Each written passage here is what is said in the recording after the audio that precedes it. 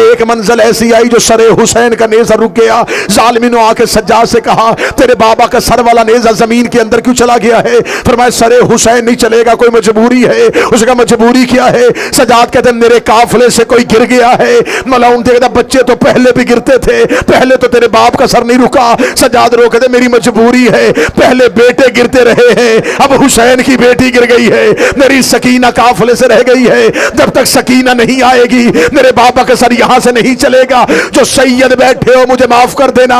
سکینہ کو لینے کے لیے چلا وہ شام غریبہ جس کے تماچوں سے سہمی ہوئی تھی.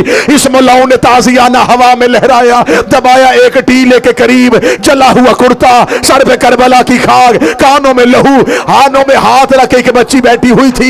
یہ قریب آ کے کہنے لگا کون ہے؟ روک دیا نہ سکینہ بنت الحسین، میں حسین کی بیٹی سکینہ ہوں. کہتا مرضی سے گری ہے. روک دیا اپنی مرضی سے گری ہو. کہتا کیوں گری ہے؟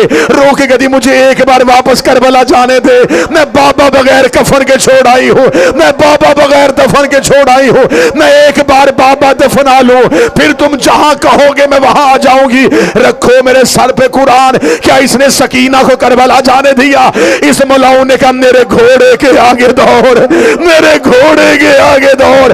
حسین کی بیٹی کبھی گرتی تھی، کبھی اٹھتی تھی، رو رو کے کہتی تھی چچا عباس.